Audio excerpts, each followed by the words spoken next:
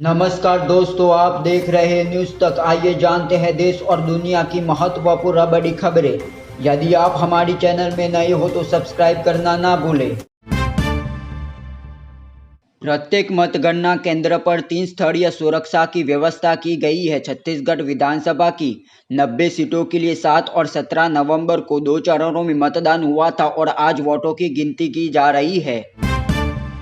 मध्य प्रदेश में मुख्यमंत्री शिवराज सिंह चौहान और पूर्व मुख्यमंत्री और कांग्रेस के वरिष्ठ नेता कमलनाथ जैसे राजनीतिक दिग्गजों समेत 2533 उम्मीदवार चुनाव मैदान में है, जबकि मुख्य मुकाबला बीजेपी और कांग्रेस के बीच माना जा रहा है। मध्य प्रदेश की 230 विधानसभा सीटों के लिए मतगणना जारी है। भाजपा ने रुझानों में बहुमत का आंकड़ा पार कर लिया है। बीजेपी 118 सीटों पर आगे चल रही है। एमपी में 17 नवंबर को एक ही चरण में विधानसभा चुनाव के लिए मतदान हुआ था। यहां 2533 उम्मीदवार चुनाव मैदान में है। मध्य प्रदेश और राजस्थान के रुझानों में बीजेपी को मिला बहुमत, वहीं छत्तीसगढ़ और तेलंगाना में कांग्रेस बहुमत के आंकड़े को छू चुकी है। राजस्थान विधानसभा चुनाव 2023 के लिए वोटों की गिनती जारी है। शुरुआत रुझानों में बीजेपी ने 100 का आंकड़ा पार किया। 4 राज्यों के विधानसभा चुनाव के रुझानों में राजस्थान में बीजेपी और छत्तीसगढ़ और तेलंगाना में कांग्रेस को बहुमत मिल गया है। वहीं मध्य प्रदेश में बीजेपी 117 आगे चल रही और कांग्रेस 93 सीटों पर आगे चल रही है।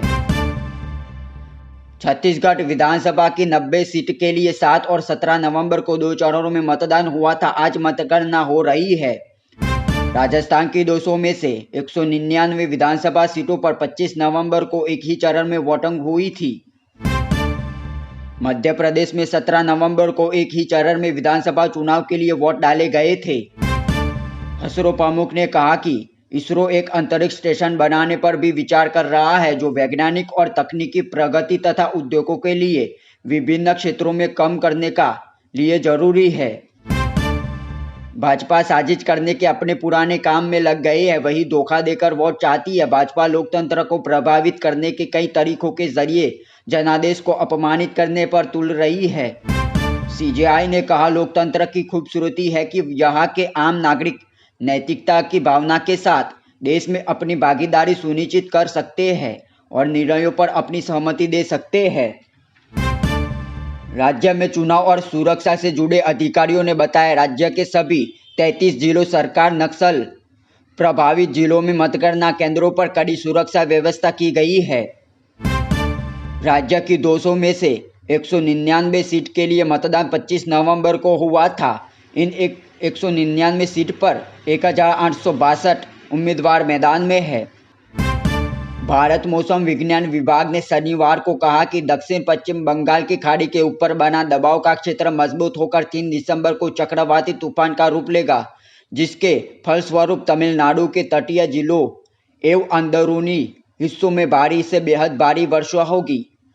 आईएमडी ने अपने ताज़ा बुलेटिन में कहा कि यह 4 दिसंबर की सुबह तक दक्षिण आंध्र प्रदेश और निकटवर्ती उत्तरी तमिलनाडु तटों से होते हुए पश्चिम मध्य बंगाल की खाड़ी तक पहुंचा जाएगा। कांग्रेस अध्यक्ष ने पार्टी विधायक दल की बैठकों के समन्वय के लिए तत्काल प्रभाव से कांग्रेस पर्यवेक्षक नियुक्त किए हैं। कांग्रेस अध्यक्ष ने तेलंगाना में कर्नाटक के उप मुख्यमंत्री डीके शिव कुमार, दीपा दास मुंशी, अजय कुमार, के मुरलीधरन और केजे जॉर्ज को पर्यवेक्षक नियुक्त किया।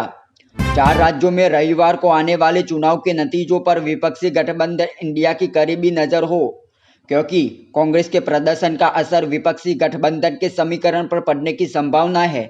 चुनावी नतीजों के बाद विपक्षी गठबंधन अब अगले साल के आम चुनाव में भाजपा से मुकाबला करने की तैयारियों में तेजी आएगा। आम आदमी पार्टी नेता अरविंद केजरीवाल ने शनिवार की गुरदासपुर लोकसभा क्षेत्र में मतदाताओं को धोखा देने के लिए भाजपा सांसद सनी देओल की आलोचना करते हुए कहा कि ऐसे बड़े लोग लोगों के कल्याण के लिए कुछ नहीं करेंगे। उन्होंने लोगों से 2024 के लोकसभा चुनाव में आम आदमी के लिए वोट करने को कहा। केजरीवाल ने विश्वास जताया कि पंजाब में उनकी पार्टी को मिल रहे प्यार और आशीर्वाद को देखते हुए आम आदमी पार्टी राज्य में अगले साल आम चुनाव में सभी 13 संसदीय सीटें जीतेगी।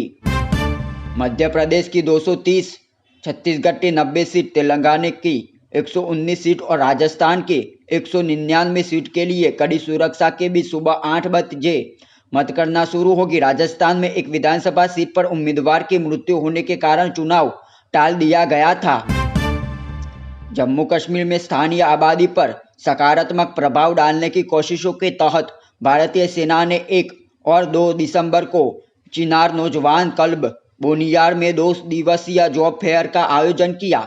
इसका उद्देश्य रोजगार के अवसर तलाश रहे स्थानीय युवाओं को एक साझा मंच प्रदान करना है। नियोक्ताओं की ओर से करीब 600 नौकरियों को ऑफर थे।